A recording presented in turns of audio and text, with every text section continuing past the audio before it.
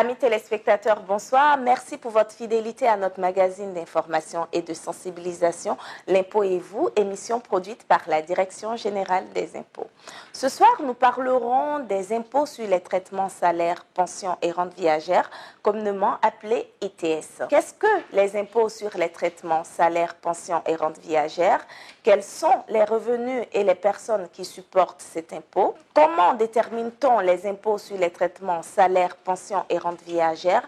Quelles sont les modalités de paiement de cet impôt? Autant de préoccupations qui sont certainement partagées par vous et moi et qui trouveront réponse auprès de notre expert du jour. Il s'agit de M. Angbe Guillaume Alexandre, administrateur des services financiers, chef du service de gestion des référentiels de formation à la direction des ressources humaines et de la formation. M. Angbe, bonsoir. Bonsoir Sylvie.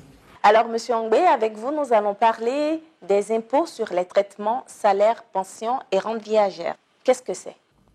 Alors, les impôts sur les traitements, salaires, pensions et rentes viagères constituent un ensemble de prélèvements fiscaux aussi bien à la charge des bénéficiaires des traitements, salaires, pensions et rentes viagères que des personnes qui versent ces dites rémunérations. C'est-à-dire les employeurs. Les employeurs. D'accord. Et assimilés. Assimilés. Assimilés parce que les ITS sont réclamés aussi bien au niveau des salariés que aussi au niveau des personnes qui sont bénéficiaires des pensions et rentes viagères. Les ITS peuvent être déclinés à deux niveaux.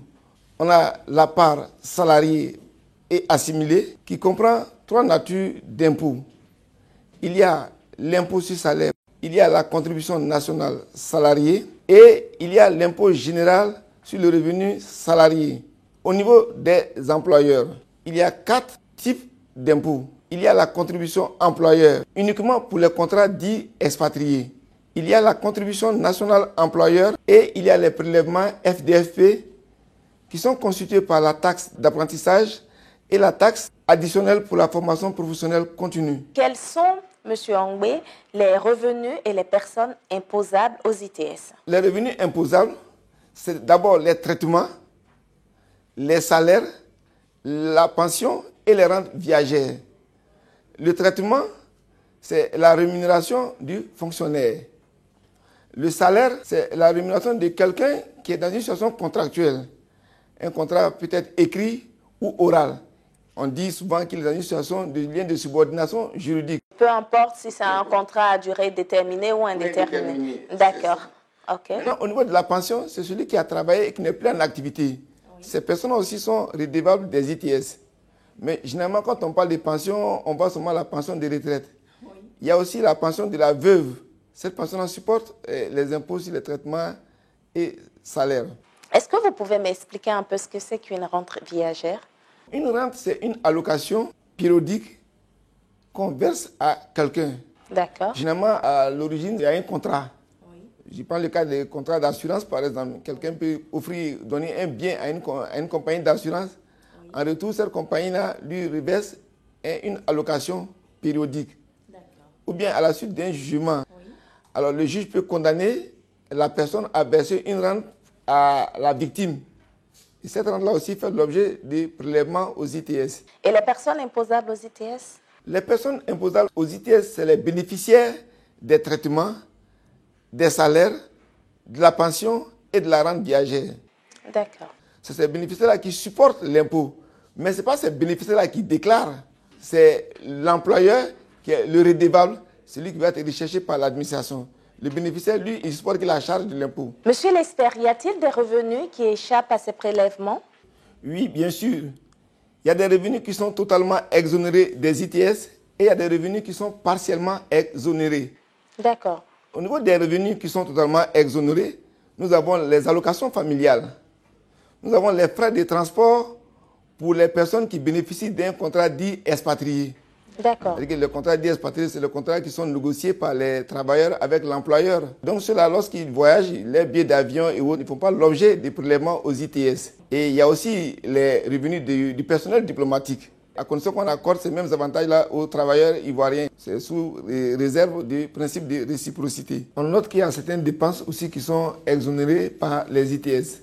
C'est les dépenses notamment qui ont trait aux dépenses de santé. prises en charge par l'employeur, notamment dans le cadre des traitements des VIH, SIDA, de la tuberculose, de l'hépatite virale et du diabète. Y a-t-il d'autres revenus qui sont exonérés? Oui, il y a des revenus qui sont partiellement exonérés. D'accord. C'est le cas, par exemple, des allocations pour frais d'emploi. C'est des frais professionnels que l'employeur accorde à son employé, qui est fait dans l'intérêt de l'entreprise. Alors, ces frais professionnels-là sont limités à 10% de la rémunération totale perçue. Et ça doit être utilisé conformément à son objet. À côté de cela, il y a les contributions sociales patronales complémentaires qui sont partiellement exonérées aussi.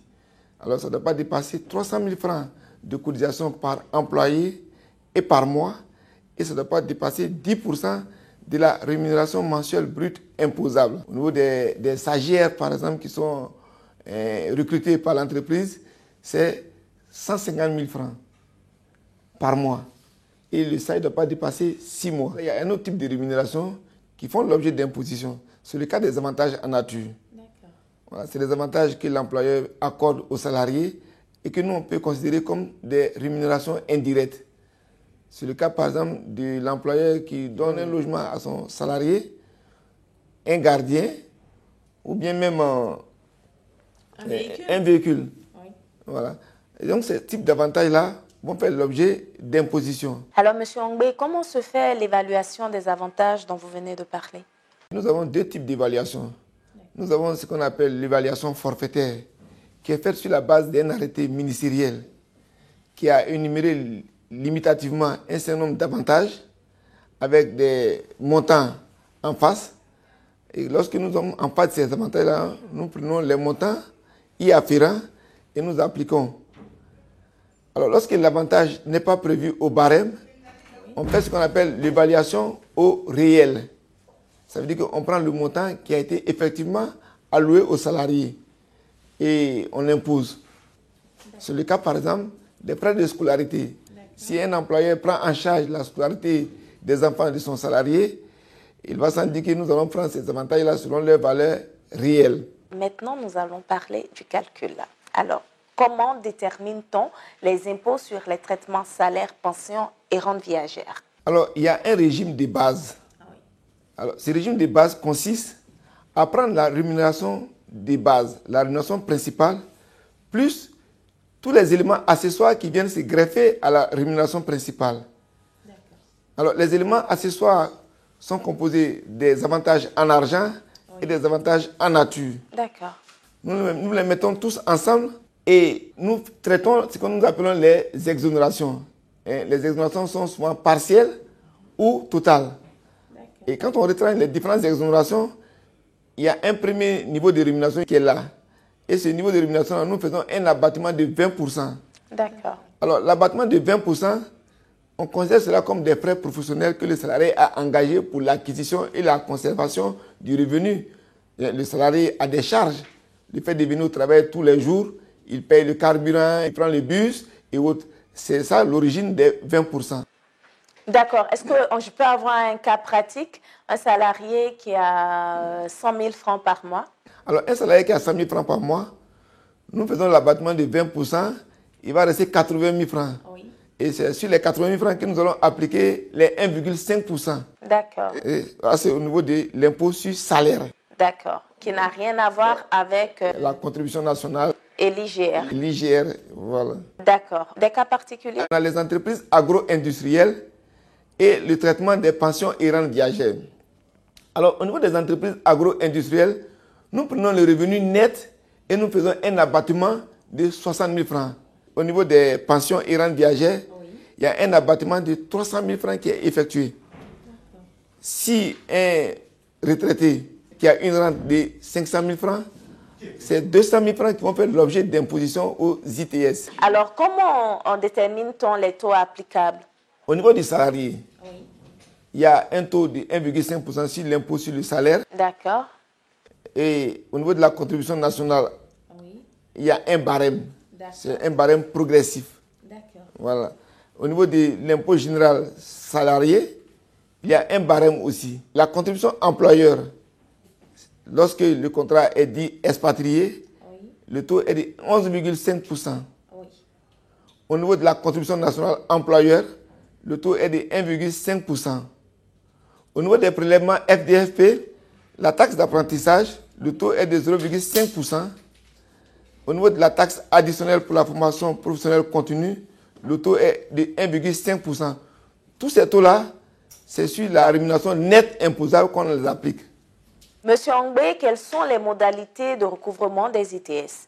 Alors, il faut faire ici aussi la part entre les impôts sur traitement et salaires et les pensions et rentes viagères. D'accord. Au niveau des traitements et salaires, oui, lorsque l'employeur réside en Côte d'Ivoire, oui, le principe de la retenue à la source est appliqué. Ça veut dire que quoi? C'est l'employeur qui prélève à la source, oui, et qui verse l'impôt à l'administration. Il devient comme une sorte de collecteur d'impôts pour l'administration.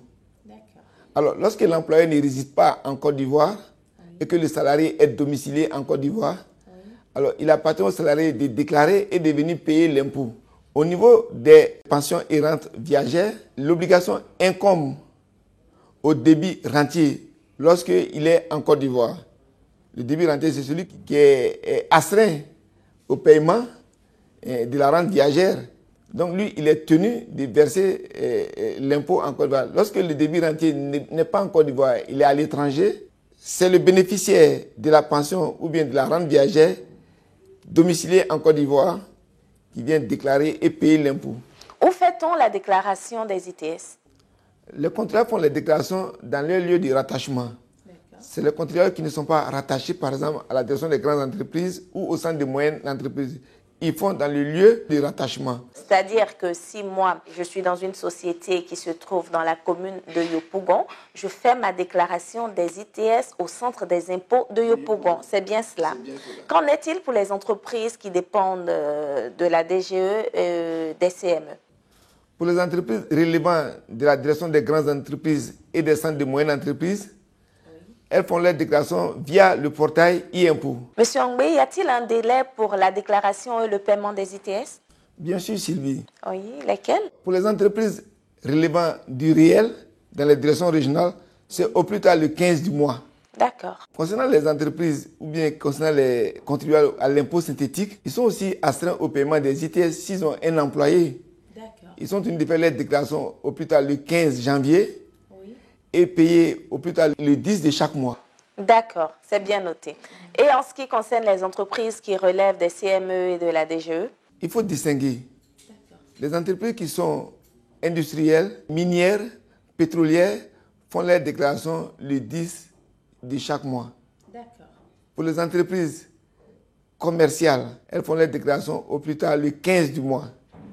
Pour les entreprises prestataires de services, c'est au plus tard le 20 du mois. Votre mot de fin? Alors, nous voulons exhorter les contribuables à déclarer et payer l'impôt. S'ils ont des problèmes de compréhension, qu'ils se rapprochent de nos différents services. Je vous rappelle que nous étions avec M. Angbé Guillaume Alexandre, administrateur des services financiers, chef du service de gestion des référentiels de formation à la direction des ressources humaines et de la formation. Si vous avez d'autres questions à nous poser, n'hésitez surtout pas à nous écrire à l'adresse qui s'affiche au bas de votre écran. Nous nous ferons un réel plaisir de vous répondre. Nous, on se retrouve la semaine prochaine à la même heure. Bonsoir. Ensemble, cultivons le civisme fiscal.